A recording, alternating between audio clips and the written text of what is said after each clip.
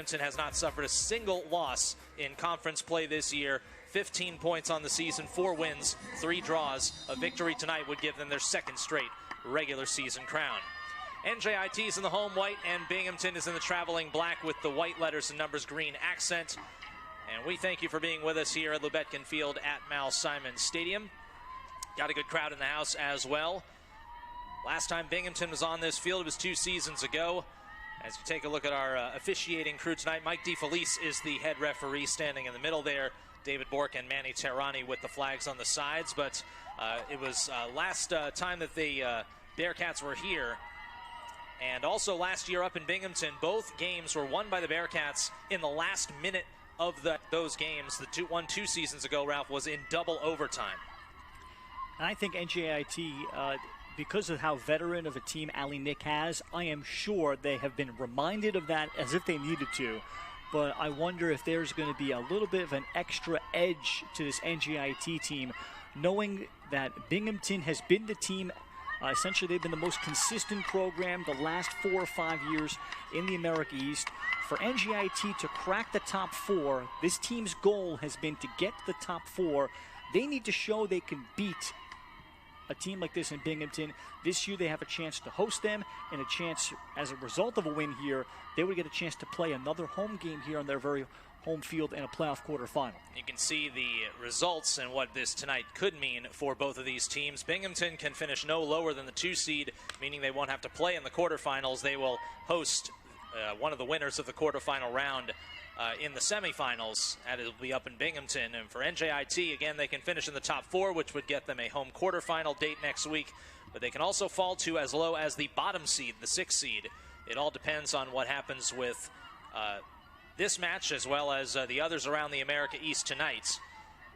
Right now, just getting underway, UMass Lowell is at Bryant, and Vermont is at UAlbany. We will keep you up to date on the scores relative to, of course, what the scores mean for these 2 teams as we go along this evening. Again, on the final day of the regular season for NJIT, making the America East tournament once again. 3rd straight season they have been in the conference postseason. And a lot of postseason berths over the course of Ali Nick's tenure. They're hoping that they can make a late push, which is something they certainly did last year, before losing to Maine in that quarterfinal round. Caitlin Williams, the goalkeeper for the Bearcats, wearing green as the Binghamton bench looks on. Williams made 3 saves in a 2-2 draw against Maine last time out for the Bearcats. Fell behind 2-0 in the first half, actually in the first 19 minutes, on a pair of set-piece goals, but then rallied back to tie it and did earn a point as a result and remained unbeaten in conference play. Yeah, and I gathered from Neil Bhattacharjee that he liked the way his team played in that game, but nevertheless they gave up the 3rd minute set piece, so they're already behind it, and then gave up a goal on a penalty in the 18th minute before having to rally back. So probably a good character test for his Binghamton team, just like tonight is, to see, because they're taking on an NJIT team that really wants to beat them bad, or at least get their first point in program history against them. So either way, for Binghamton, they have so much to play for, to be the #1 overall seed and win another regular season championship, but also to take on a team that I think should play with a very high level. And can Binghamton match that tonight on the road? Zandrioli, the reigning America East Offensive Player of the Week, following a brace against Vermont last weekend, wins NJIT's first corner of the match. Andrioli, 6 goals, 3 assists this season now, and she is 3rd in the America East in points, tied for 3rd in goals as a result of that 2-goal performance up in Burlington. This is Molly McClellan getting the start. Number 5 in black for Binghamton, lays it on back for Garofalo. And Williams will reverse the field over to her left for Herber. America East All-Rookie last season, a sophomore out of St. James, New York.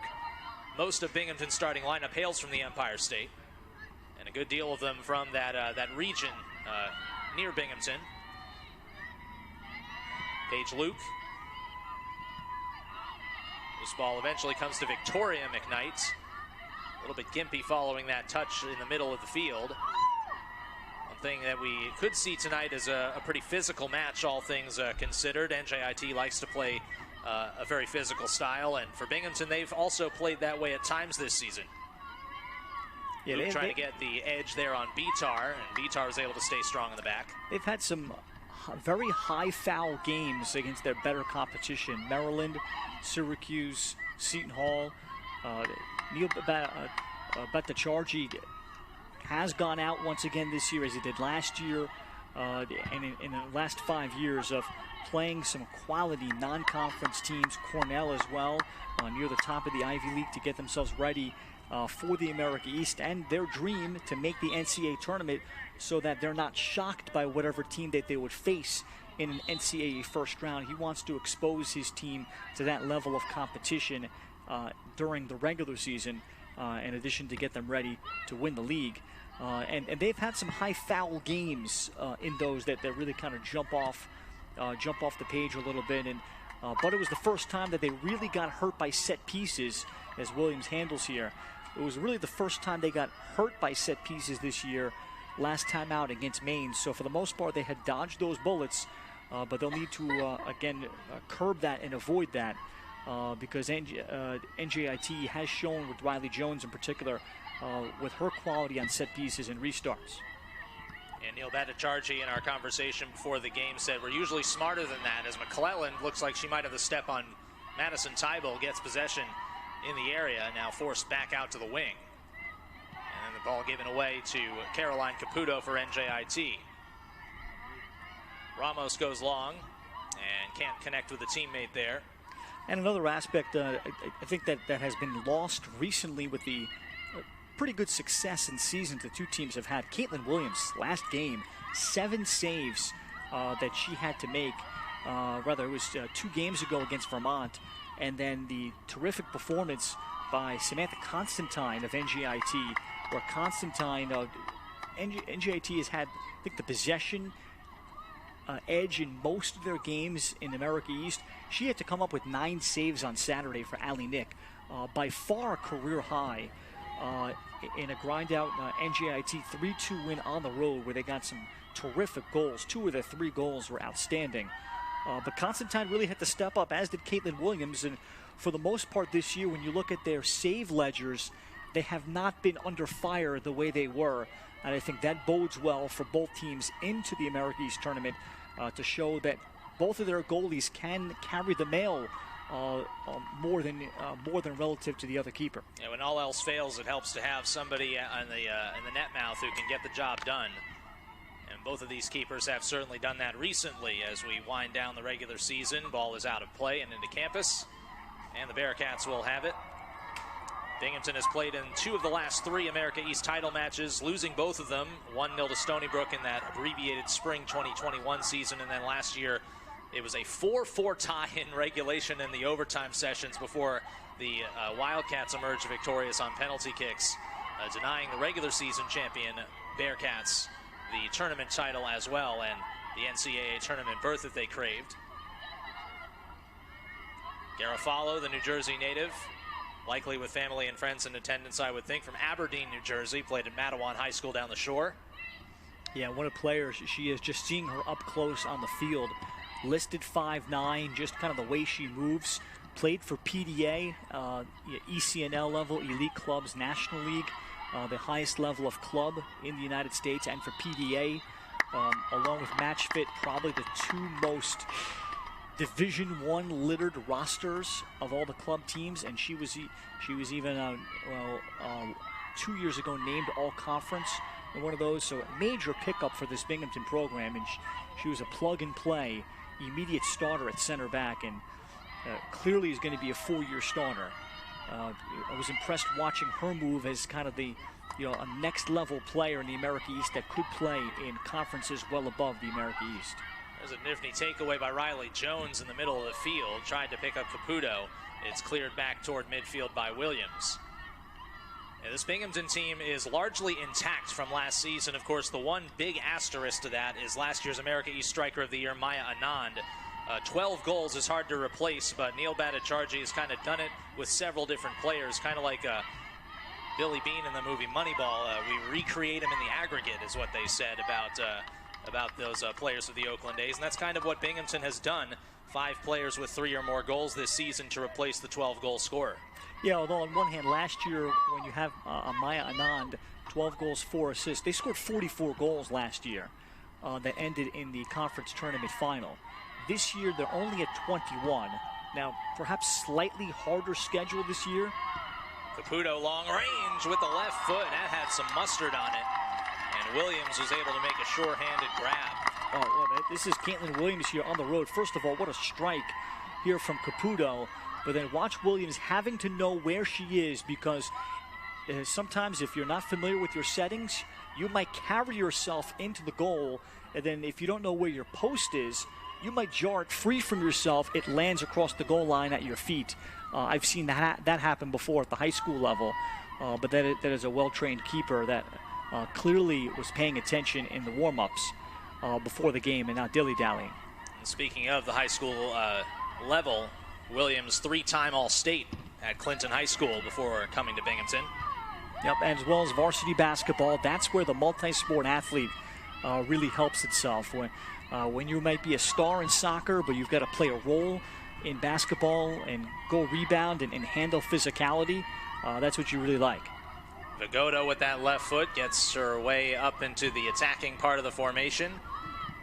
They try to cross it with McClelland, and it rolls out off NJIT. That's an example of, for the first time we saw Lexi Vigoda. That's the left back, the modern professional outside back, the left back that you'll see that's become such an offensive weapon, especially in the EPL on the men's side, at the World Cup FIFA level. Look at how far Vigoda got and dropping the ball off for a cross. She got to within 24 yards of goal from her left back spot, and she's also a threat to shoot from there and service with her left foot.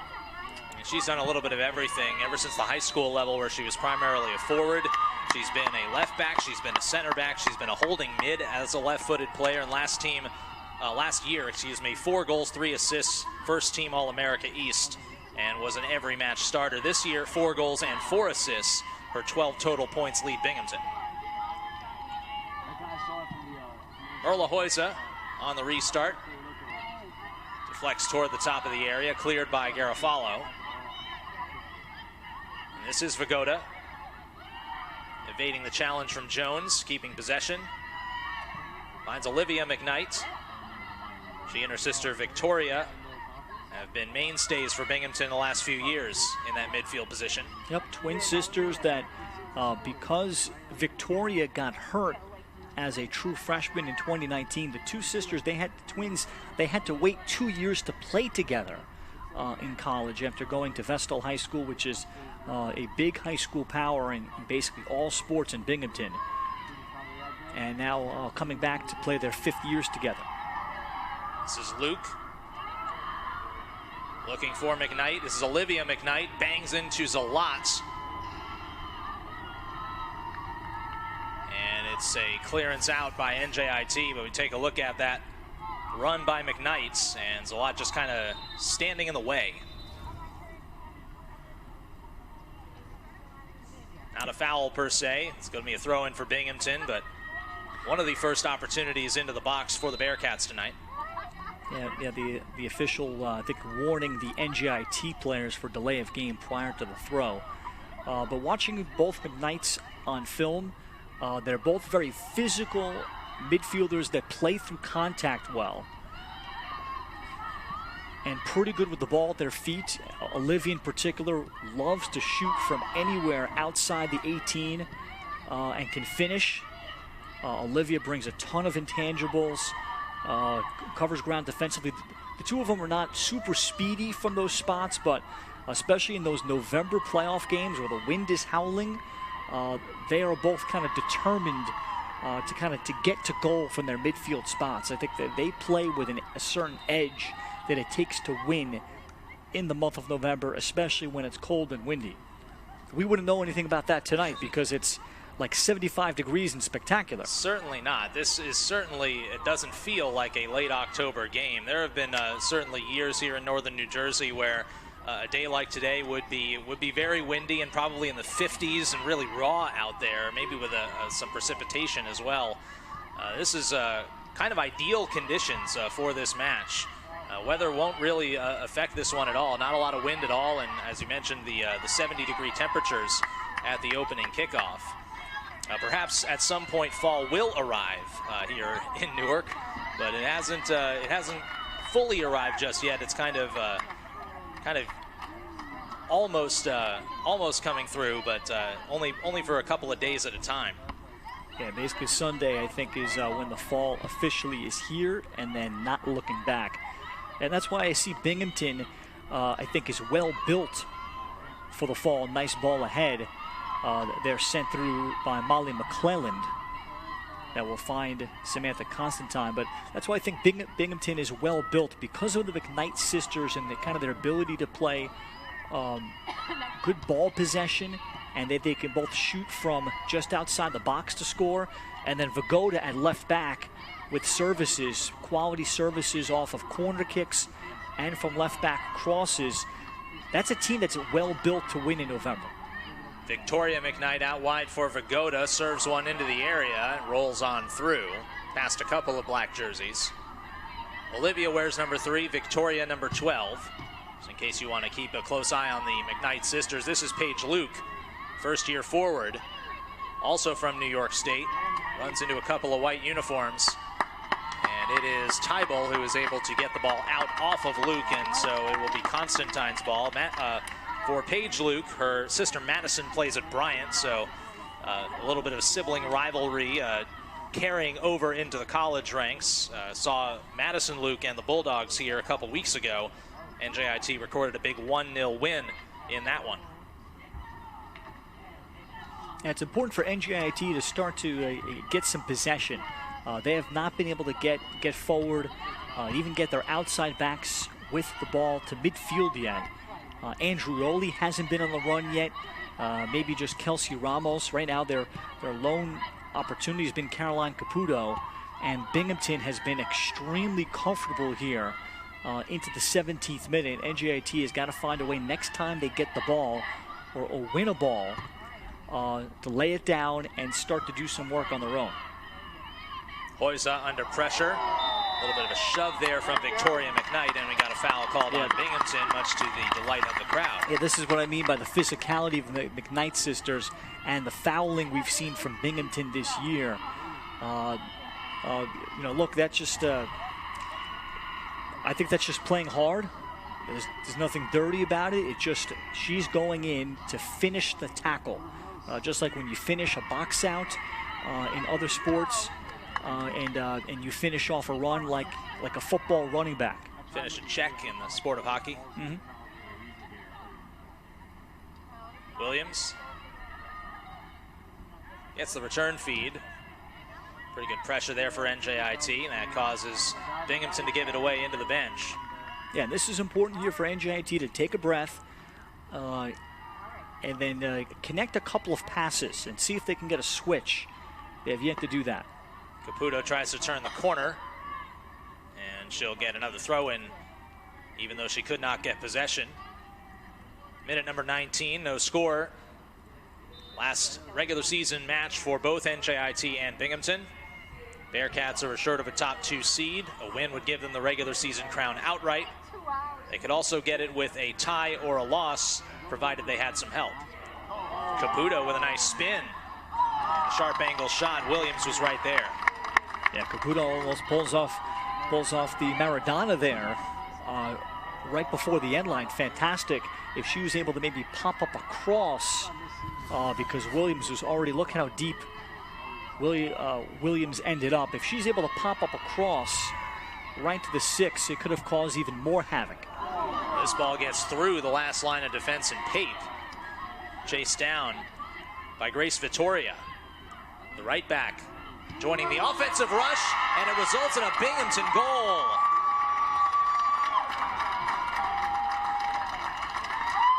Bearcats are on the board first tonight. Let's take a look at this replay. Great cross. At the last second, it was McClelland who got the start tonight, who scores the goal. It's her first goal and first points of the season. Fantastic cross by Grace Vittoria. Vittoria adjusting to a new position. 2 years ago, she was a starting center back on a very good Binghamton team that lost the America East tournament.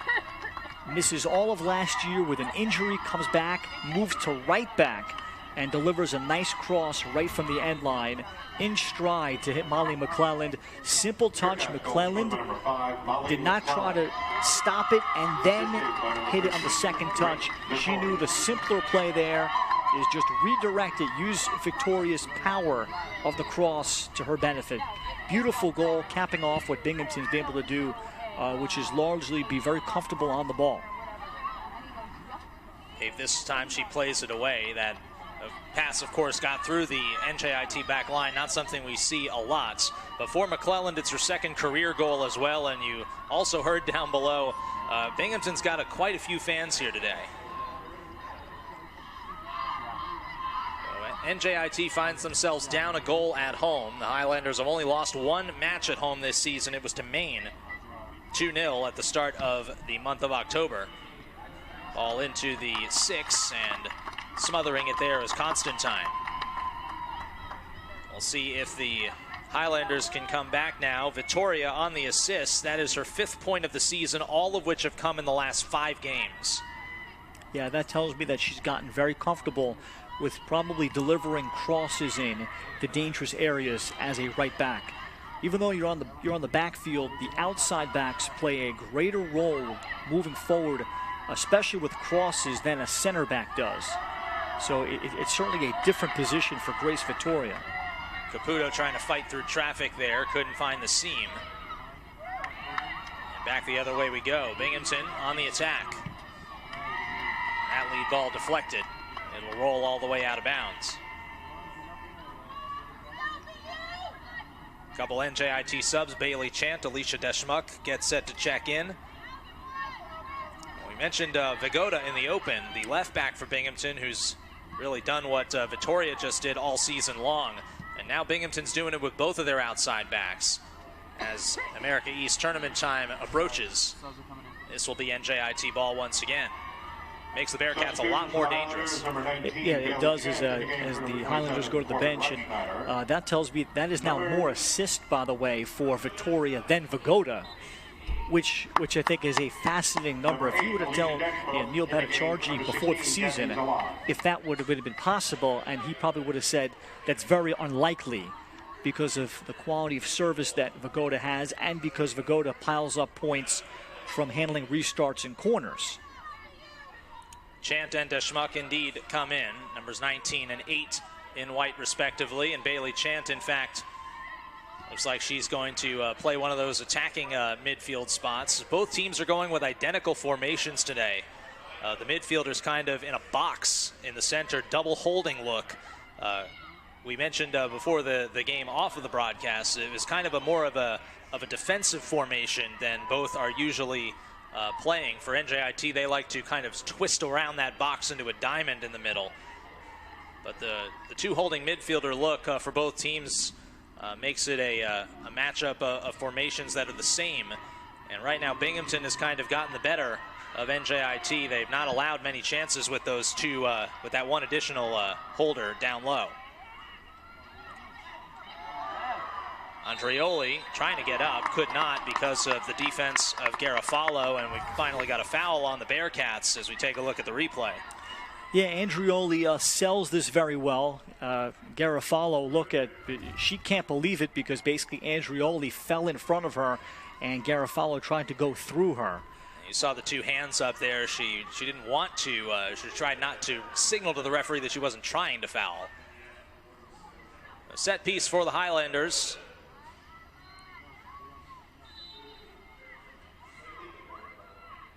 From the left side, it's Riley Jones. Rattles around a bit. Touch toward the 6. Chant trying to twist one, and it's an offsides, in fact, before Chant could get possession. It'll belong to Caitlin Williams and Binghamton. Well, right now, Binghamton has been extremely comfortable on the ball moving forward as they play it short in this case. NJIT still, they need to find a way to get the ball on the ground. They missed the opportunity there with Jones, but they've got to find a way to get the ball on the ground, connect a couple of passes. They have not made Binghamton play maybe a minute of defense in this entire first half. Strong defense there for NJIT on the right side of the formation. And we've got a Bearcat, in fact, that's down behind the play after the fact. Trying to get a look at that's Victoria McKnight down on the turf right now. And the clock is stopped at 21:01 as Allie Nick tries to direct her team to perhaps do exactly what you just said, Ralph, to try to get possession and keep the ball a little bit more than they've been doing.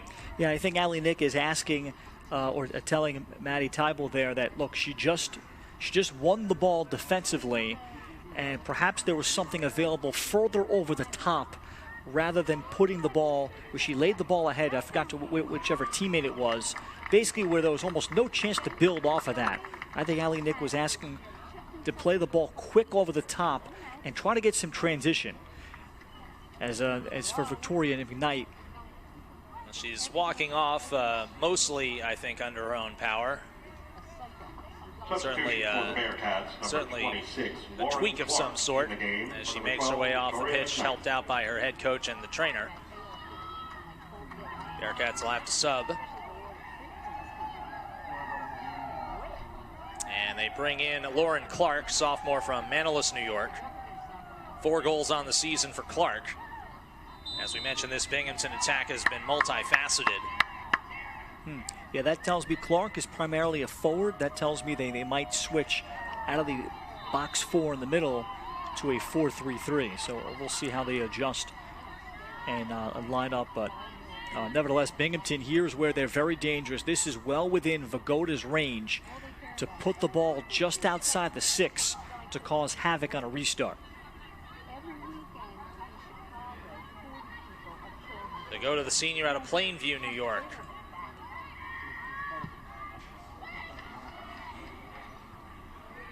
NJIT got their head on that one, protecting the center of the field. And the Bearcats will throw in once again. If we were to look at the stat sheet, I would estimate Binghamton has had probably 70% of the possession in the first 25 minutes. And of course they have the initial goal as well. This is Luke. Looking further forward, Hoyza is able to wall off the second forward there for Constantine to scoop it up. And Jason, I'll add to that for NJIT, that 30%, if it's that high, it might be as low as 20. That 20% has not been a controlled 20% or so of possession, where they have not made Binghamton chase the ball at all side to side. And one of NJIT's strengths has been the ability to stretch fields. Andrioli either starting or off the bench, and then Kelsey Ramos getting up and down a flank and allowing Caputo also to service them from the middle. None of that has happened. And also Andrioli and Ramos are players that play with such a great edge, and they raise the level of the Highlanders because of how hard they play and how much pressure they put you under. Binghamton has taken those 2 players out of the game because the Bearcats have had the ball so much. Deschmach looks for a teammate, Caputo, looking for Ramos. Gets the ball crossed off of a defender there. Calling is able to clear it only as far as Jones. Deschmach again on the volley, has it deflected right back to her. And now Andrioli trying to use that speed. Good job by Garofalo to snuff that crossing attempt out and then clear. Yeah, Garofalo, from what I watched here, is going to be an All-America East player multiple times, 3 if not 4 years. Emma Bitar, last line of defense there, is able to keep the ball away from Clark. Again, just recapping what's at stake here for Binghamton. If this lead holds, they'll be the regular season champions here in the America East for the 2nd consecutive year. If NJIT is able to come back, it's possible that the Highlanders with a win and some help, could get a home quarterfinal match finishing in either the 3 or 4 spots.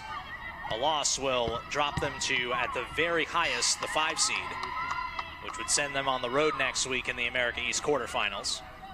It all depends on what happens here tonight, as well as with Bryant and UMass Lowell. And right now it's scoreless up in Rhode Island. That is in the 30th minute as Binghamton brings the substitute on. This is Samaya Reed out of South Floral Park, New York, checking in for Luke. Yeah, also will kind of play a center forward role in a 4-3-3, and she also brings a lot of kind of face-up game. Some contact there, and Hoysa and Clark go down out of bounds. I think the Binghamton fans wanted a foul there. And I think Binghamton is comfortable playing at a physical game like this, and NJIT is not backing down. So this is absolutely getting the two teams ready for November.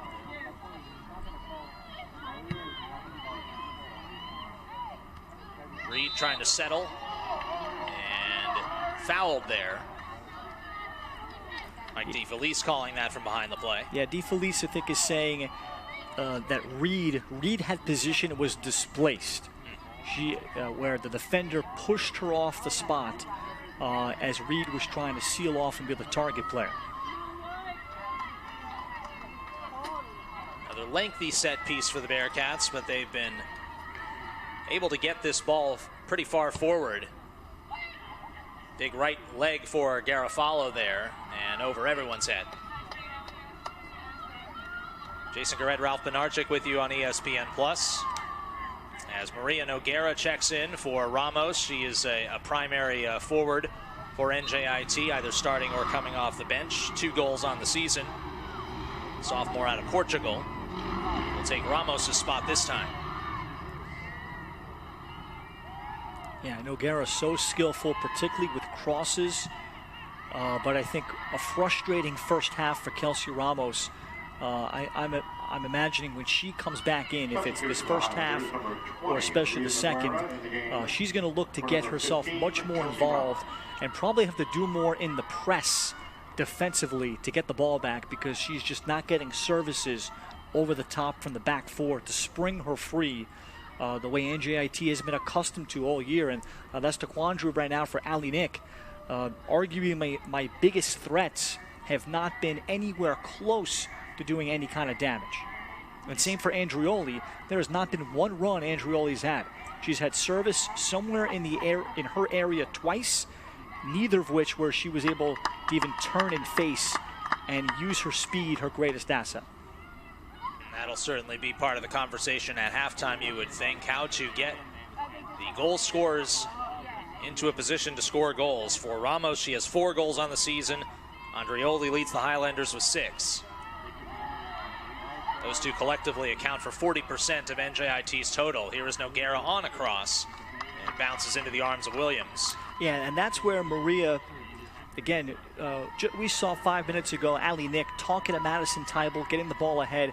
That's where Noguera could have showed patience and get Tybalt, your right back, by sliding the ball back 20 yards into the play. Instead, it was just simply a very innocent and not threatening at all cross towards goal. Olivia McKnight does that exact thing to Vittoria. Those two play a 2-woman passing game. Reed almost had the ball come right to her feet. Now, how nice was that? A wonderful combination between the twin McKnights as they motored ahead.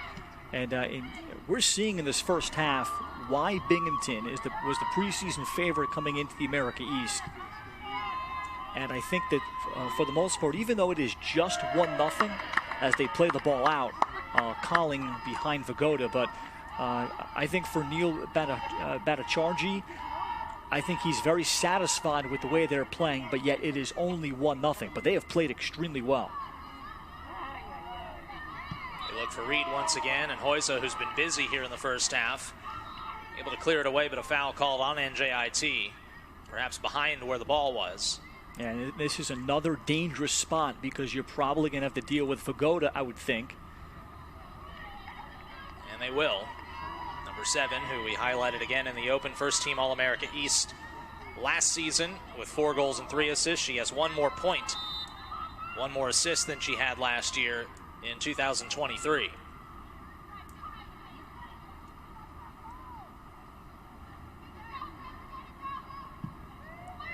There's a lower line drive and off of Andrioli and out. Olivia McKnight trying to chase it down, and it is deflected last by Binghamton. McKnight can't believe it. Always interesting when those types of touches happen. Who is it off last? As Binghamton will bring Davia Rossi from Schenectady, New York, into the ball game, and for NJIT, Michaela O'Fallon will give Andrioli likely the rest of this first half on the bench. Michaela O'Fallon in the game, number 6 behind Andrioli.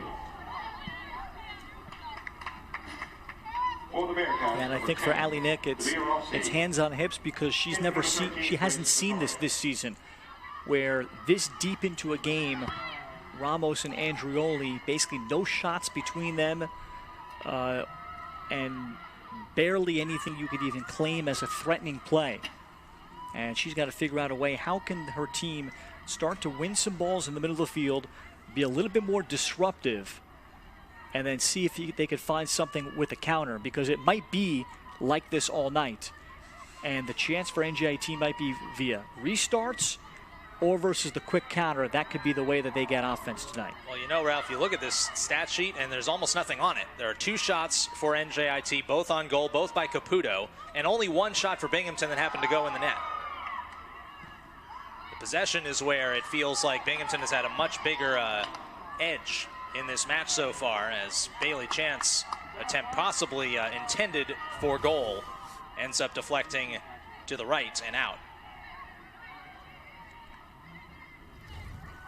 Good defense once again by the Bearcats on the back line. Noguera got her foot on that one. Deschmuck volleys it to the feet of Caputo. Back to Deschmuck, long range and too wide. But nevertheless, something toward goal for NJIT here in the waning stages of the first half.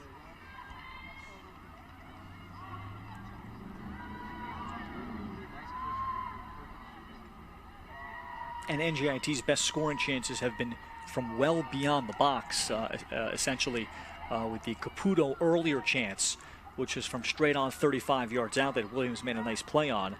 Otherwise, NJIT has been on their heels to try to do exactly this. Can they force a mistake? And they get one there. here. Yeah, they get the ball out off of Williams. Yeah, when you're being outplayed, you have to find a way to be a disruptor. And this is the way to do it. You've got to increase your intensity, your relentlessness, and finish on every run and every time the other team is playing and passing the ball around. You've got to run through it, because you never know when a poor touch happens, and that's your window of opportunity. Well, you've got the fresh legs off the bench trying to do just that with Chant and O'Fallon on the left side. You've got Noguera on the right side. The substitution pattern for NJIT indicates to us that that's exactly what Ali Nick wants her team to do. This is Rossi, and she gives the ball away to O'Fallon. O'Fallon tried to get it back to Bailey Chant, though, just could not get the touch on it that she wanted. Chant always relentless, able to get possession. Tybal toward Noguera, good step up by Vagoda, and then she's held and fouled by Noguera.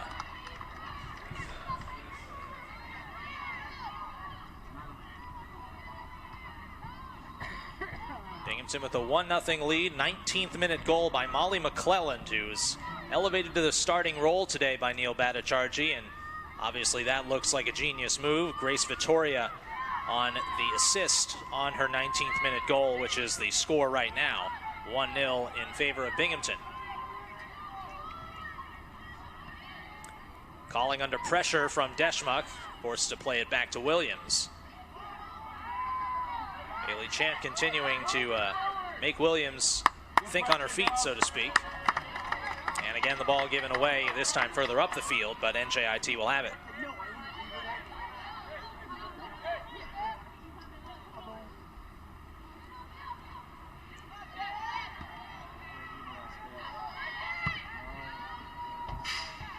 Pape looking to settle.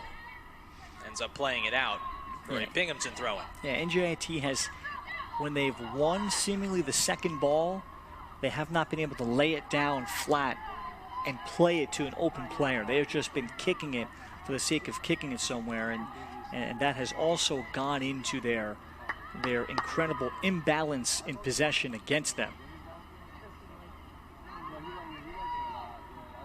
This is Reed trying to turn the corner. Oh, she, with a burst of speed, gets around Bitar. The shot goes wide to the right, with Samaya Reed turning on the afterburners there. Yeah, just physical running right play around the defender. Look, very physical play. Samaya Reed, sophomore from Floral Park on the board of Queens in Nassau County. She looks ready to contribute. When she provides a little bit more speed, I think, than Paige Luke. She probably had one more step in her and then could have used the left foot and to try to curve it hard near post and to challenge Constantine. Rossi keeps it low for Reed. Into the middle, open with space is Marsteller. Haven't called her name a lot in this match tonight. No way forward for Reed. Back it goes to Garofalo. Yeah, nice layoff there. She was in trouble. Lay it back. Let's continue to dominate possession and try elsewhere. And that's not a bad idea there to try to, by calling to spring Vagoda. Look at how open Vagoda was on the back door. Just the ball got away from her. But that is nice interplay by Binghamton. They attacked, probed, played it back, and tried something else. Now here's Noguera with some space. Cuts it back toward the middle, and Calling is able to provide support. And all it would take for NJIT is a moment of brilliance to even up this match. They're only down by 1. Winless all-time against Binghamton, 0-5 the last 2 years as Tybal is shoved away. No call on that as Tybal remains down on the field, and now finally we've got a stoppage by our lead referee, Mike DeFelice. Let's take a look at this replay real quick. Yeah, this is Lauren Clark. Tybal is already in a bit of a compromised position, but the call is not made because they're both shoulder to shoulder. Tybal's already in the air, off balance, so it looks worse than it is. Yeah, I think the crowd might have been reacting to the arm out there, which they could see from their vantage point, which is the same as ours here on the near side. But as we were talking about, Binghamton is 5-0 all-time against NJIT. The last 2 seasons, the Bearcats have scored in the last minute of the game. Double overtime here 2 years ago, and then when overtime was eliminated in college soccer in the 90th and final minute last season up in Binghamton. Both times that game-winning goal was scored by New Jersey native Peyton Gilmore, and she was first-team All-America East last season, but has missed most of this year due to injury. So if Binghamton wants to win it again in the final minute, they're going to have to get it from somewhere else. Yeah, that's a huge loss. Gilmore also got hurt at the tail end of October 2021, and that kind of essentially shortchanged Binghamton's season. Otherwise, they might have won the America East regular season and league title that year, if not for Gilmore, a very talented player from South Jersey that Binghamton has been without. If they had a healthy Gilmore, this would be a team at a different level. Caputo toward the middle, over the head of Noguera there. Approaching halftime here on ESPN Plus. Coming up at the break, we'll have the stats and the highlights, as well as an interview with head coach Ali Nick before the teams hit the locker room. And WNBC sportscaster, the legendary Bruce Beck, will have NJIT baseball head coach Robbie McClellan talking about the new digs for NJIT baseball in Montclair at Montclair State University, a partnership between the Red Hawks and the Highlanders. Both their baseball teams will call Yogi Berra Stadium home this coming spring. And that's all coming up in mere moments here on ESPN Plus. It is Michaela Balio, the newest Highlander into the match. She's seen a lot of action off the bench this season for NJIT. Balio removes Caputo from the match, and Caputo has probably been the most valuable Highlander with both of NJIT's shots on goal in this first half. Highlanders once again can't retain possession on the throw-in.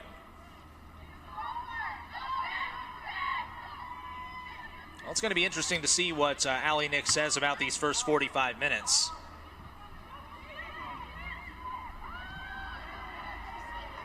Williams under a bit of pressure. Boots it high in the air, only as far as Deschmuck. Highlanders trying to get possession here. A couple players hit the deck. Bailey Chant on the header, might have wanted to return it to O'Fallon, but just off on the execution there. Clark puts pressure on Hoyza, and she boots it into the crowd. Well, Coach Nick is not one to sugarcoat things. There have been some good things that NJIT has done, mainly limiting Binghamton to just 2 total shots. However, one of those shots ended up in the back of the net off of a defensive mistake. McClellan scored that goal under pressure here from NJIT. Ball deflects back toward midfield.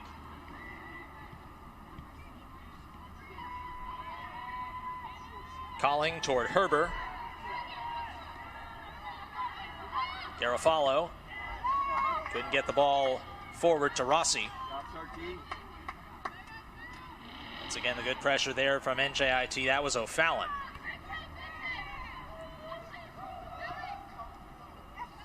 Marsteller into space. Riley Jones fighting hard for the Highlanders. Calling over the top. Nobody in the area. And that will eventually roll out.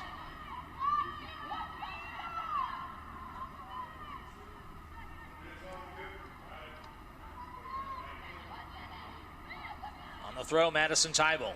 There is 1 minute remaining in the period. Quiet first 45 minutes for her. And then the loose ball, able to chip it forward is Clark. Olivia McKnight trying to get the space, and she touched it last.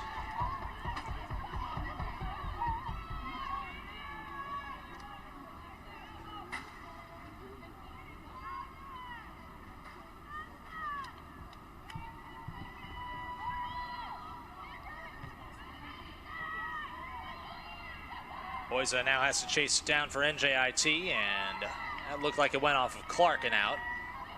Officiating crew agrees.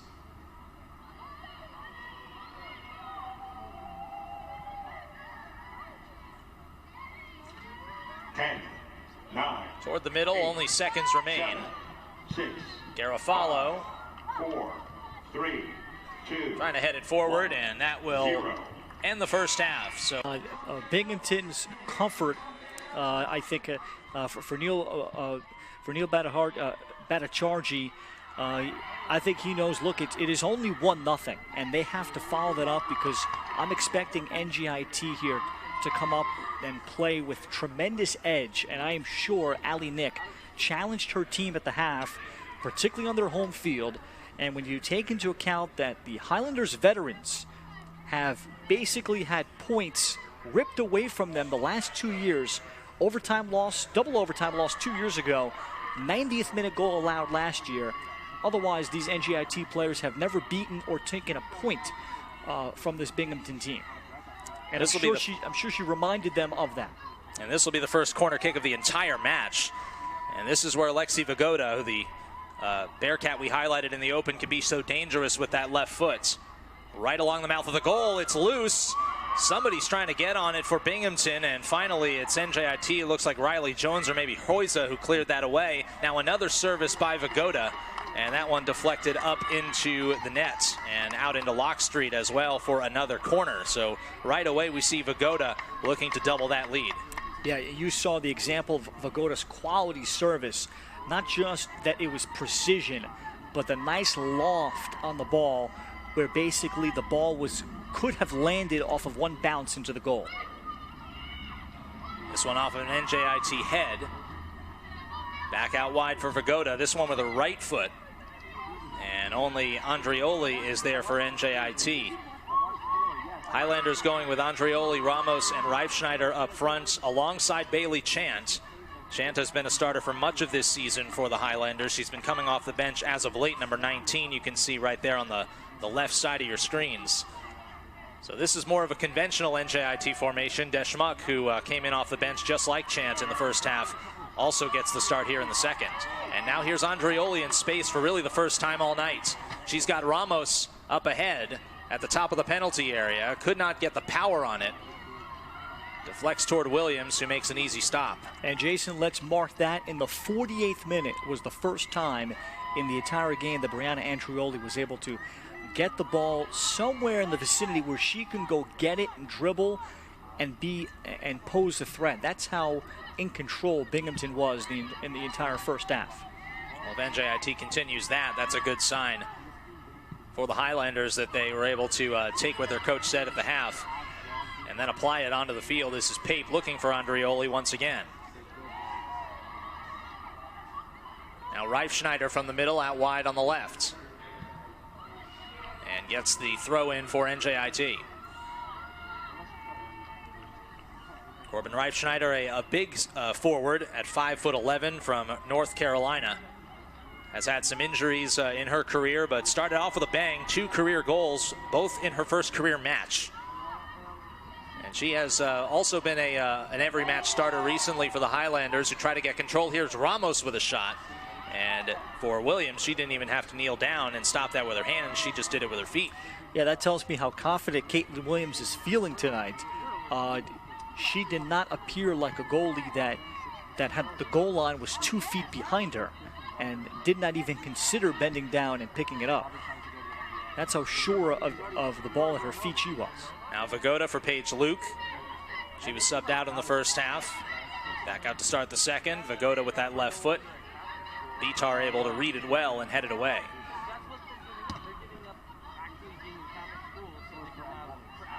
Andreoli forced back by Vittoria. Pape looks for Reifschneider. Ball deflects out toward Herber. Back for Williams. Here comes Bailey Chant rushing in. One thing about Chant that's been apparent from the instant she stepped on campus, Ralph, she goes after the ball and often does so with a heck of a lot of speed.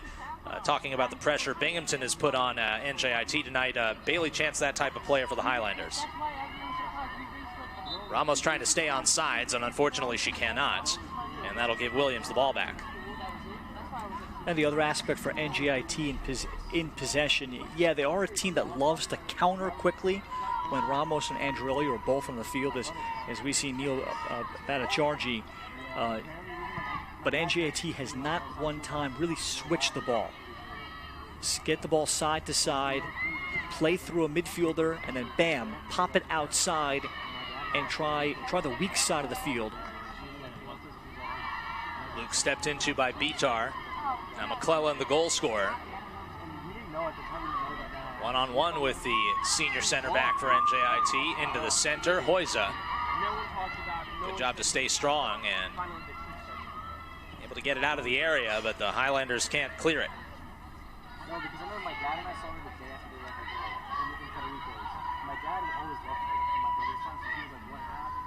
Vagoda on the throw-in.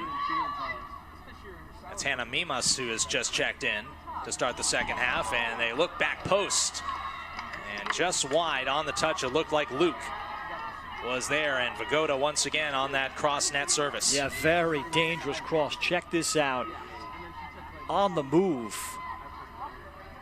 And that's right where you want it to be. What a dangerous spot that Vagoda puts the ball in. Remember, her earlier corner was very good. And again, on windy days where the ball is causing havoc on defenders, she provides an X factor for Binghamton in November when the weather is bad. Taylor Pape was right there for NJIT, but that was such close quarters that it could have gone in off Pape, perhaps. Hoyza once again trying to keep it away from Clark. Those two have battled throughout the first half of this match. And Hoyza able to do a nice job to wall off the Binghamton forward. Hoyza from Rheinstadt in Germany. First year a Highlander, has been a starter every match but senior day when she gave way to one of the upperclassmen. For the near side, Bailey Chance looking for Ramos. Vagoda was there initially. Ramos able to keep it with NJIT, and that ball just over the head of Andreoli, forcing Williams to make a play. Yeah, very good thought from Corbin Reifschneider, realizing she knew she had Andreoli about to make the run middle of the field, and NJIT was looking for the quick strike. Well, now here is an intercept by Reifschneider, and the initial touch by Ramos there, a little too strong. Helping out is Riley Jones. She shoots from long range, and right at the keeper Williams. Once again, that short two-handed stop.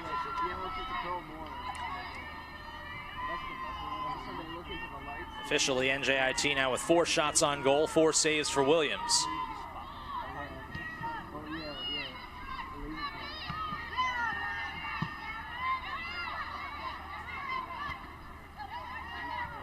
High in the air toward Clark off Vagoda, forcing Hoyza to play it out. I love it. He's a tactician. And we have a stoppage here.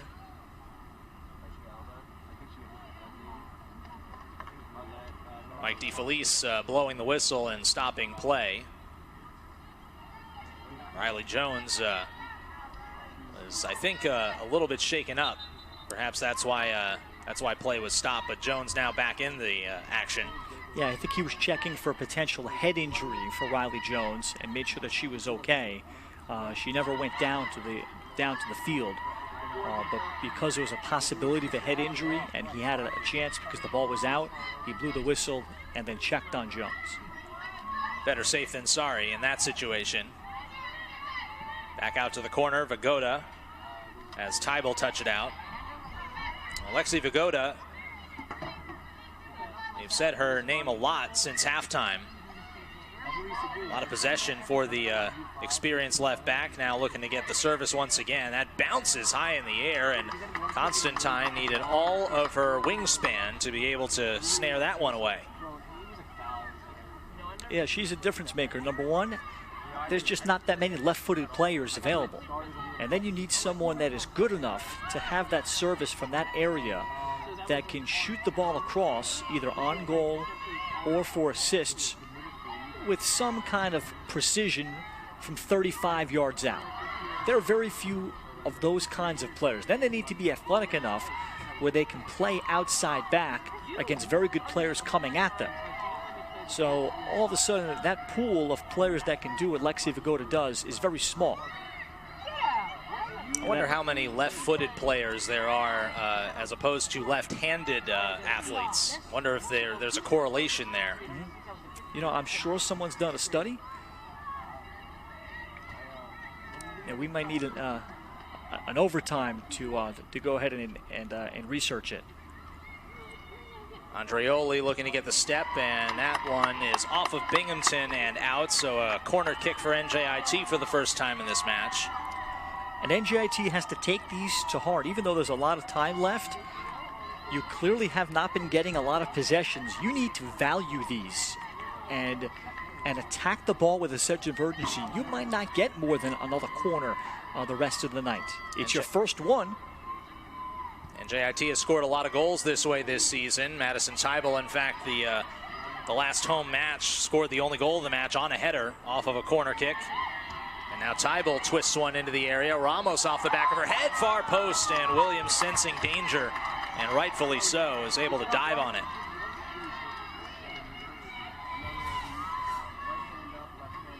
Pretty nice job by Tybal to turn the corner, and then Ramos just trying to get it into the vicinity of goal. And you saw Andreoli lurking there. If there was any bobble, she would have been on it. Now Bailey Chant on an intercept, looks for a pass through traffic. Ramos trying to jump on it. And now Vagoda once again, calmly, tries to find a teammate up ahead in Mimas. Ball given away once again. Here's Reifschneider. Her crossing attempt is denied, and then we've got a foul on Binghamton. So a sustained run here for NJIT in their attacking end, really for the first time we've seen tonight. Yeah, the field has absolutely now leveled out. You know, we've given it a good 12 minutes to see how the second half has materialized. NJIT has definitely evened up the game where they've been able to pin Binghamton in deep with their higher pressure a little bit more, get some crosses in. Riley Jones from outside the area. It pinballs around Toward goal by Hoyza, knocked down by the traffic, and then cleared by Vagoda.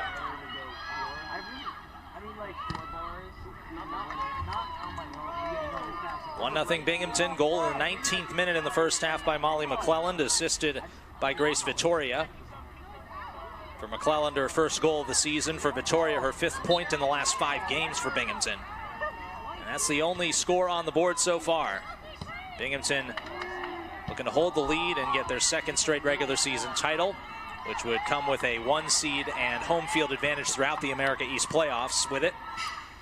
NJIT, if they drop this match, they will be either the 5 or the 6 seed, depending on what happens with Bryant. And it is still scoreless for the Bulldogs and the UMass Lowell Riverhawks in Rhode Island. We'll keep you posted. If that score holds, then NJIT would get the 5 seed and face whoever finished 4th in the standings, which at the moment would be UMass Lowell.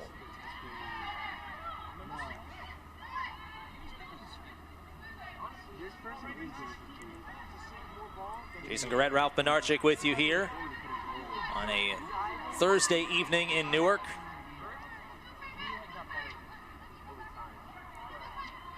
Mimas fell down, regained her balance. Vagoda has that ball deflected. Up in the air off Bitar, but toward goal, punched by Constantine. NJIT finally clears it away, but Vagoda is able to get on it again. To the strong left foot with a bending shot, and Constantine sure-handed. Very nice job early, well before this, as we see the shot here by Vagoda. She's confident in shooting clearly from 30 yards, as we've already said numerous times talking about her. But Emma Bitar earlier denying a clean cross from Vagoda was important. She got a deflection on it, even though the deflection was 30 yards out, but she prevented it from being, I would say, causing major chaos. Sometimes defenders might just kind of take that cross for granted.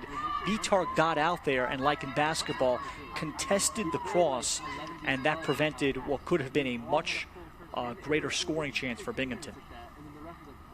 Well, before that ball was played out by Bitar, that entire possession was started by Vagoda, doing exactly what you said Bitar just did, denying a pass for NJIT. Now Mimas with some space, and that left-footed cross only finds the gloves of Constantine. Once again, Binghamton working this left side of the formation. When you have Lexi Vagoda, you want to get it to her as often as possible, but we've seen a couple different players try to service into the box from that area. Back the other way for NJIT. A lead pass for Reifschneider, trying to catch up and cannot get the angle on it. And ironically, as Binghamton's going to make a couple subs, but I thought they were super effective down the right side with Grace Vittoria. Remember, it was Vittoria that got the assist, and she had another pretty good cross earlier, so here they've been heavy on the left side. It is Mimas and Clark out, and Reed back in along with Hannah Knitsch, junior, transfer from Pittsburgh a couple seasons back. They come in for the Bearcats. For Knitsch, her first action of this match. Reed had her chances in that first half. Coming off Neil Bhattacharjee bench. Heavy contact there with Riley Jones. No call, just a clean play. Now here is Vagoda under pressure from Jones. To Marsteller. Binghamton trying to settle it. Luke out wide for Vittoria. Back toward the center. Luke turns to her left. Now back to her right, and here's Vittoria getting behind the defense. Gets a cross away, deflected out for NJIT, but it will be a Binghamton corner, and Vittoria again on that right side. And what a ball by Paige Luke. Calm feet of Paige Luke, checking back, never panicked, and had a good feel for where her right back was. Highlanders look like they're going to bring Caroline Caputo back in at the next chance. This is going to be Vagoda from the opposite side. So this could be an in-swinging ball with that left foot.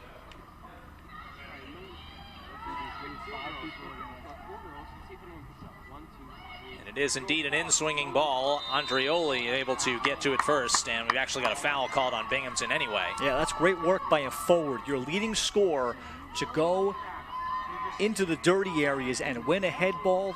That shows me what Brianna Andreoli is about. She does that offensively too. Wanting the ball to go the opposite direction this time around, and now under pressure is Marsteller, has to lay it back to Williams, and she's just got to get it out of harm's way. NJIT trying to push for that equalizing goal. 5-1-4 at home this season, as Caputo does return alongside Sofia Garofalo. Garofalo for McClelland, and for Caputo, she comes in for Reifschneider. The only loss was to Maine, 2-0 on October 8th. And obviously is a Maine side that's also dangerous come this time of year. Ended an NJIT season in the quarterfinals in the conference tournament last season. And we've got a whistle as NJIT's Jones tried to get through the Binghamton defense there, and evidently something about that was not up to the standard. Yeah, this is Emma Colling. Colling basically gets hung up, and essentially it's the freedom of movement. Basically, Jones was trying to get through, and Colling was trying to cancel her out and hold her up. Jones right toward the middle, and Williams had that ball come right to her with all the activity swarming around. Once again, had to be sure-handed. Yeah, just too far. You know, you've got to put it into an area where you force the defense to win a head ball, or you give your players a chance, and or not enough air underneath it from Riley Jones, where then you give your offensive players a chance to get under it and get Williams just a little nervous, where Williams, instead of catching comfortably, has to punch, and that's where chaos ensues. And let's see if they can execute that here, because this is too far away to shoot and score on from distance, but you got to get some air under it. We'll see if they make Williams move laterally this time, and she punches this time, following up Bailey Chant. Keeper's out of the net, but again, the keeper is feeling really good about how she's played recently.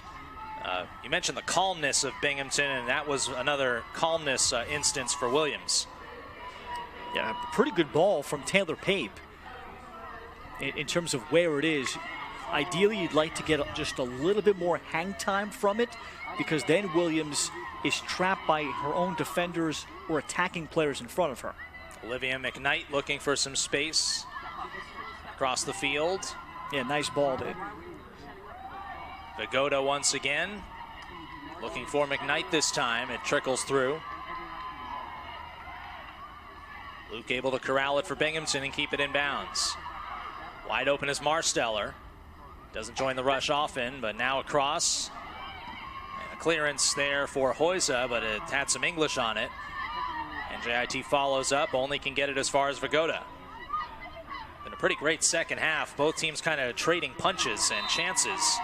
Vagoda goes down, and a foul called on NJIT, which the home faithful do not like here in Newark. Yeah, I think this is the incorrect call.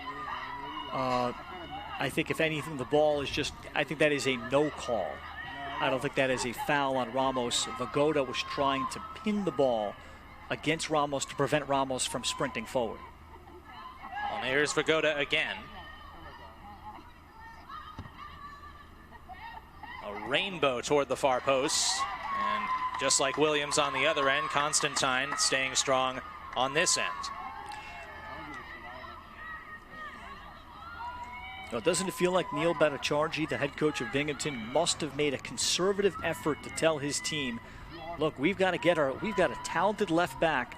Let's work her into the game more, because Vagoda probably has, what, 10 crosses already? Something like that. In this second half. You know, that's something that's charted at the highest levels of pro soccer, and of course, charted by coaches here at this level. But you could see the skill that she possesses, where she's putting the ball consistently in dangerous areas where you have to account for it off ball. Marsteller able to settle it for the Bearcats. Now Luke back to Marsteller. Toward the center for Knitsch. Here comes Reed with the burst of speed. Bangs into Hoyza. And that was played off of Reed. Nicely done by the freshman from Germany. Well, the way Reed goes after a ball at that forward spot kind of reminds you of Brianna Andreoli for NJIT a little bit. Yeah, not as fast, but I love the way Kinich also sprung Reed with that nice head ball, using her as kind of the interchanging target player. So you could tell on paper, Binghamton bringing back 10 starters, 23 letter winners. Yes, they did graduate a major star in Maya Anand, and also playing without the services of Peyton Gilmore. So that's another major piece. But they look like they've played together for a long time. It shows itself on the field. That service goes over everyone's head through the penalty area and out. NJIT will look to restart here about halfway through the second stanza. The one McClellan goal in the 19th minute in the first half still holding up as the game winner for Binghamton. Of course, in this matchup, it ain't over till it's over. Game winners by the Bearcats in the final minute of the match. In both of the last two seasons, one of those in double overtime here in Newark 2 years ago, and then last year in the 90th minute, able to steal a victory on their home field. It was Gilmore, who we just talked about, who scored both of those goals, inactive tonight. She's been hurt much of the year for the Bearcats. Only played in 4 matches this season. But a junior who was first team All-America East last year, and so you figure even going forward, she'll be a big part of Binghamton's attack, given that she's, of course, healthy. And now here we have a corner kick again coming up for the Bearcats.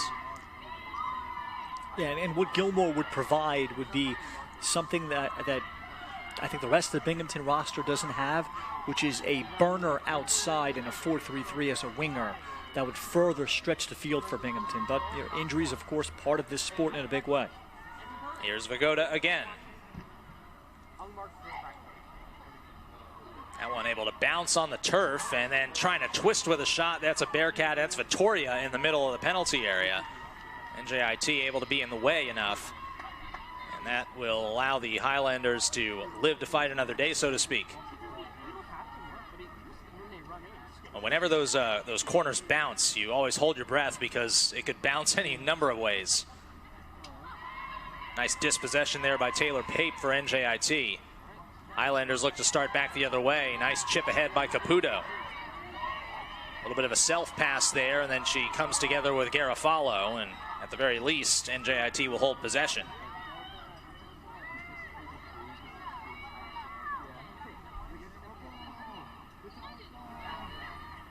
Toward the middle, Caputo had it knocked away from her. Luke against Schmuck, and now Ramos, Ramos coming back to help. Binghamton able to win it back. NJIT again looking for that moment of brilliance to try and equalize. Right now, again, if the scores hold, the Highlanders would be the 5 seed next week in the America East quarterfinals, taking on the 4 seed, who I believe would be UMass Lowell at the moment. It's currently UMass Lowell, that we do know. In the standings, 1 point behind New Hampshire. New Hampshire and Maine postponing their match tonight after the horrific mass shooting in Maine yesterday. Again, the latest we've heard on the America East in terms of being able to play that match later is that it's entirely up to the schools.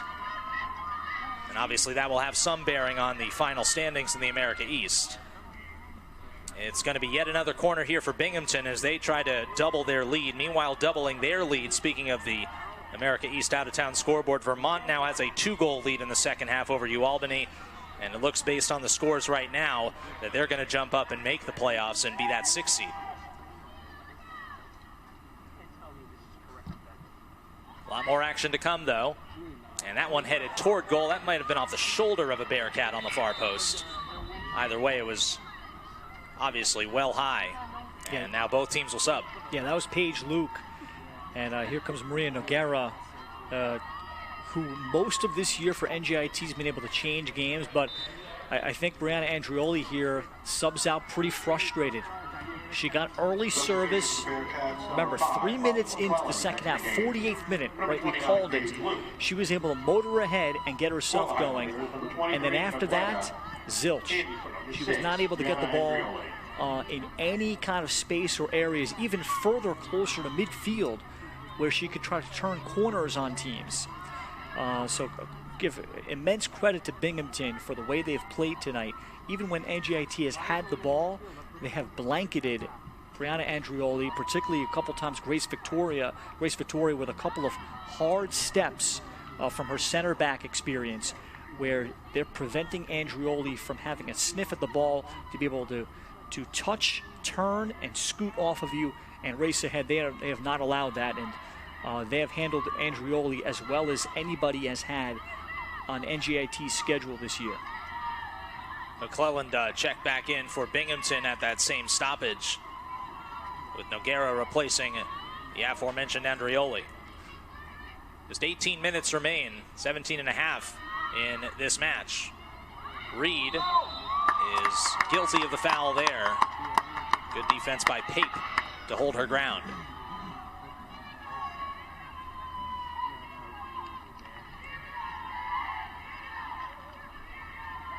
Yeah, I was wondering, at what point would NJIT, instead of going with the long direct kick, play it short? Well, instead they do one pass and then they play it long, but at one point do they attempt to build from the back and see if one of their midfielders can connect like the third pass ahead? None of that has happened. Well, Jones and Olivia McKnight, two physical players, come together there, and in the scrum, Jones is guilty of the foul, according to Mike DeFelice. We sound like a broken record. It's Lexi Bogota again on the restart. A powerful left foot toward the 6, and Constantine read it well. And with good reason. You know, she's able to put the ball in a spot that causes havoc, and if you do that 15 times, on corners or services, one is likely to do damage.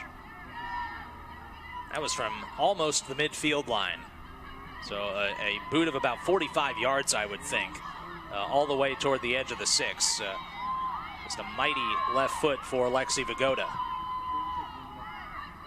We talked about it earlier tonight. Essentially anywhere in the half of the field, she can get that ball into a position where she can perhaps get her team a chance to score, as we've got another foul on NJIT. And just like right here, Jason, and it makes you as an opposition, I think it makes you think about it, because look, as we see the touch foul there, not a whole lot there from Hoyza, but as a result, you have to survive these, because the player kicking the restarts can do damage with it.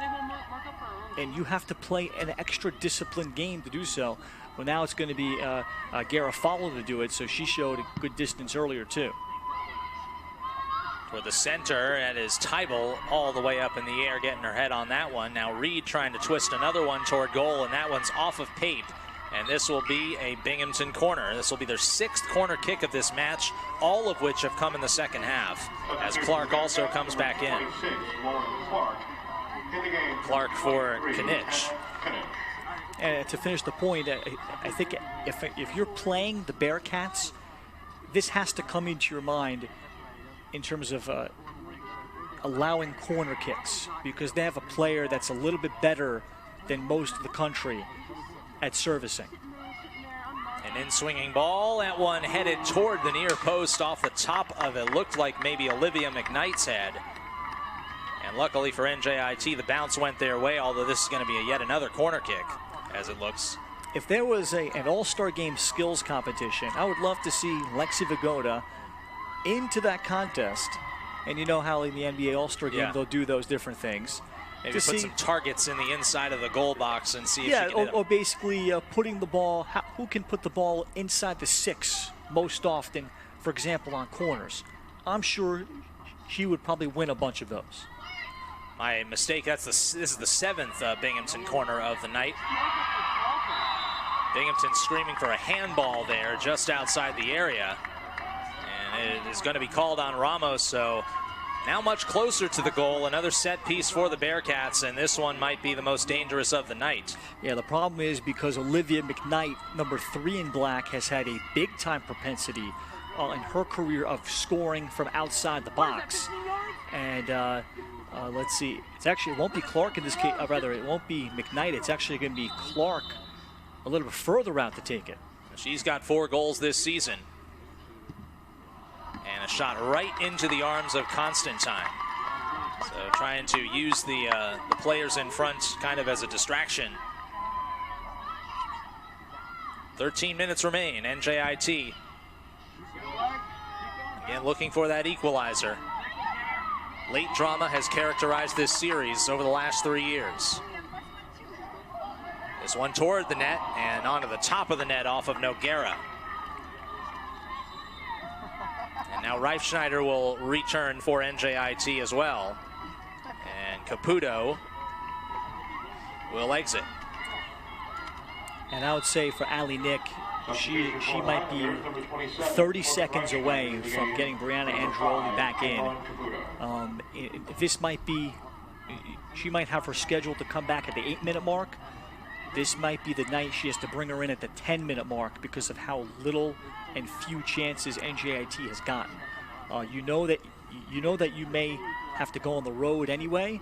I think it might be worth it for the extra couple of minutes of Andreoli to try to salvage a tie, and maybe some things help you out, and you end up getting the 4 seed after all with some help. So it could be the worthy gamble from a Highlanders perspective. Well, it's about the same amount of time left in the match between Bryant and UMass Lowell, and those two teams are still scoreless up in Smithfield, Rhode Island, home of the Bryant Bulldogs. Meanwhile, Vermont has also added a 3rd goal, so it's essentially sewn up that they're going to, at the very least, make Bryant win that match in order to make the America East Women's Soccer Tournament beginning next week, because if the scores hold, it will be Vermont and not Bryant that is in as that 6th seed, the last spot to qualify for the tournament. Reed chasing Pape down into the sideline, and it's off of Pape and out.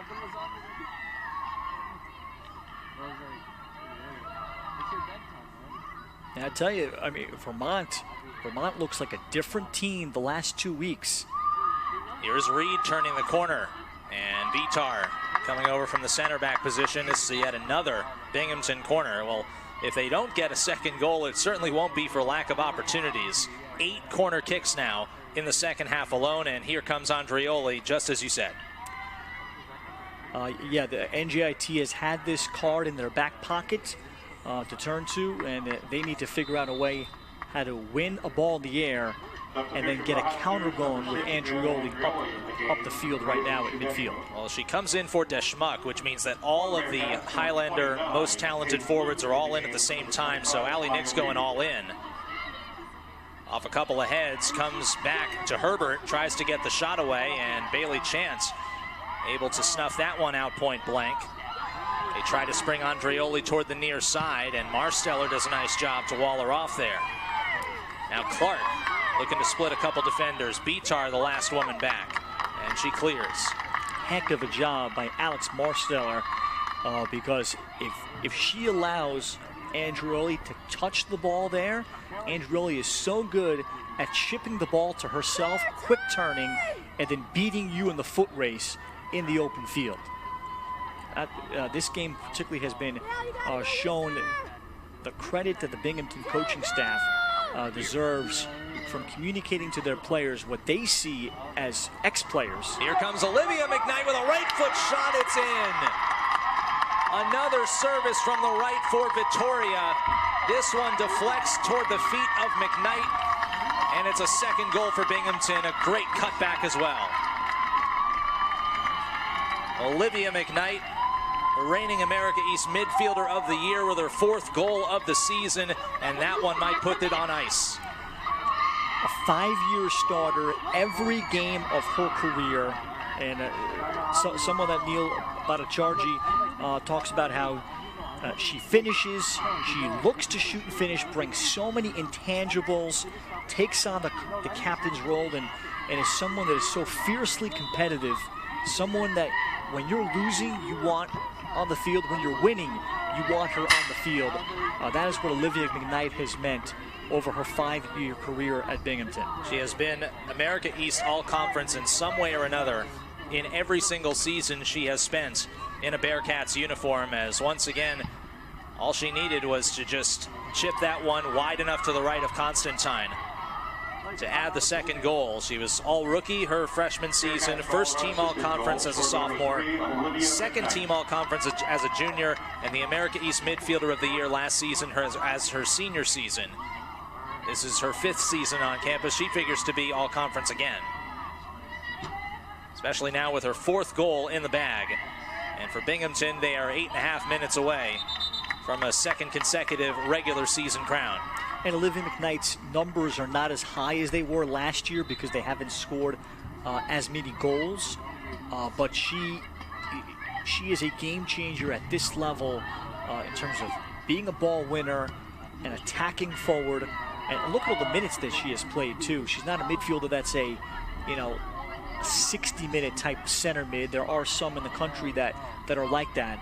But even if she is not scoring, she's super effective in kind of the way she leads this Bearcats team in terms of edge. Well, now for NJIT, all eyes are on Smithfield, Rhode Island. 9 minutes remaining in regulation in that match. It is still 0-0 between UMass Lowell and Bryant. Before we end up signing off the air here on ESPN Plus in Newark, we might know the result of that game, and we could therefore give you the Highlanders' final fate in the standings. We, of course, won't be able to give you exactly who they'll be facing. But that's how things have gone here in the America East this season. A lot of things standings-wise coming down to the final day. And for Binghamton, they look certainly primed to make a run toward that America East crown that eluded them last season when they lost in the championship on penalty kicks. And Jason, you bring up a great point that this is a team that I think the coaching staff has gotten their attention. That Neil Bhattacharjee has somehow been able to find maybe the best version of his team tonight. They have played a pretty complete game in a lot of facets. They may not have pumped in a ton of goals, but they executed a game plan from possession, defending Andrioli and Ramos, and then peppering NJIT with tons of crosses into the box. And they played as if they were the team losing 1-0 rather than sitting back. They showed you urgency and how they want to get the 1 seed because it means something to host that America East final on their home field. 3 substitutions have checked in for NJIT. Brianna Ramirez, number 23, is one of them, as Allie Nick kind of goes deeper into her bench. Sydney Watson also in for Hoyza, and this is O'Fallon who's come in for Pape. A lot of the NJIT regulars, with the score now 2-0 and 6 minutes remaining, they are taken out, and they'll be ready to rest up for the quarterfinal match on the road. Now here is Clark looking to add a third, and she can't because it was deflected by Bitar. Or maybe it wasn't, actually. The referee waving the flag toward the goal box. Michaela Balio also taking Ramos out. So for NJIT, they will have to go on the road for the 2nd straight year in the America East. We'll see if they are able to reverse the result from last year when they went up to Maine after a big late push for the I believe it was the 6th seed. Yes, they were the 6th seed last year, getting in late in the conference season, and they ended up falling 4-1 to Maine up in Orono. Of course, we again don't know who the Highlanders will play. That will be determined by if the Maine-New Hampshire match gets played, and obviously the final result between UMass Lowell and Bryant, which is still currently scoreless. Yeah, and I think for Allie Nick, her starters saw what the top of the America East looks like and has looked like, and she's going to have a lot to take from this game from the perspective of you need to value possession when you get it against the higher caliber competition. We need to play with remarkable grit because we've been a little accustomed to getting a lot of scoring chances recently, But then this is like playoff soccer now. You might only get, or what do the Highlanders get? Maybe 3 scoring chances. There are games like this in November where each team gets 3 scoring chances, and you better be the team that buries the one. Otherwise, you're done and you're going home.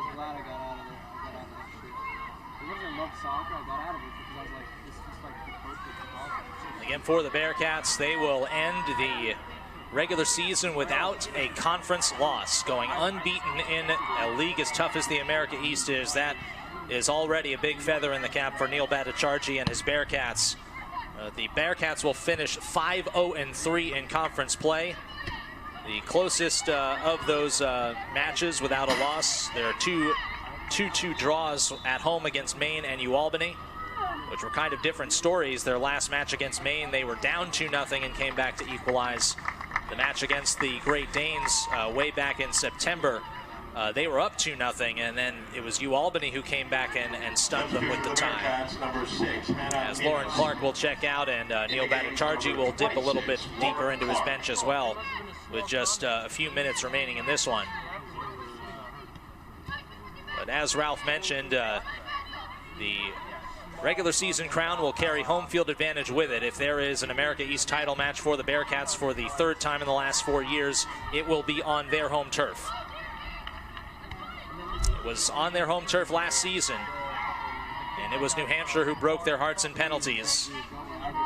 This entire team, as we said, largely intact aside from the striker of the year, Maya Anand, last year, scored 12 goals. Everyone else pretty much returning for the Binghamton women's soccer program, and so they bring that championship pedigree into the postseason as regular season champions for the 2nd year in a row. McClellan has scored 1 of the goals, and Jones hauls her down, and the foul called there on the NJIT center midfielder. Physical to the end, as is always the case in this conference. A tough loss for NJIT it will be tonight, but tomorrow, Lubetkin Field at Mal Simon Stadium will host yet another big match, as we have a stoppage now with McClelland a little shaken up. Join us back here on ESPN Plus tomorrow night at 7 o'clock Eastern as the NJIT men's soccer program looks to snap a 3-game slide. And they take on the first place team on the men's side in the America East, the UMBC Retrievers, coming off of a upset victory against nationally ranked Vermont on the road in Burlington.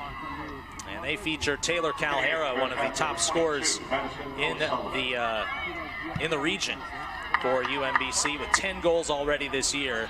Again, 7 o'clock right back on ESPN Plus. Drew Casey and I will be on the call for that one, so join us then. For NJIT women's soccer, this is the end of their regular season. A tough one to take here at home, but again, this Binghamton squad looks so impressive all night long. Got the first goal, then continued to apply pressure, didn't sit on the lead. They went for a second. They eventually got a second from Olivia McKnight in the 81st minute. And it was an unassisted goal as well for Binghamton.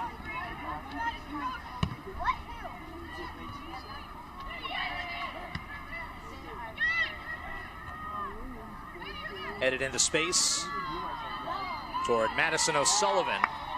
And she's guilty of the foul with inside 90 seconds to play. We'll get Allie Nick's thoughts in just a moment as well on the match. Jones with a launch into the wall of Bearcats. O'Fallon toward goal. Williams again jumps on it. Caitlin Williams with 5 saves in this match. That might be her 6th, actually. We mentioned the first half didn't contain a lot of shots. The second half has. Shots are 12-10 Binghamton now.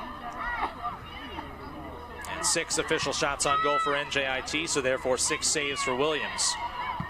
And it looks like she'll have her 5th shutout of the season tonight here in Newark.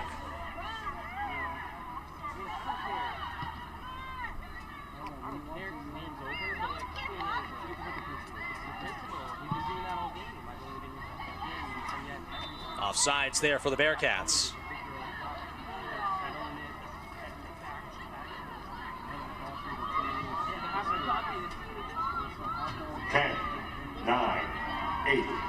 Seconds tick down, and for the Binghamton Bearcats, for the second year in a row, they are officially America East regular season women's soccer champions.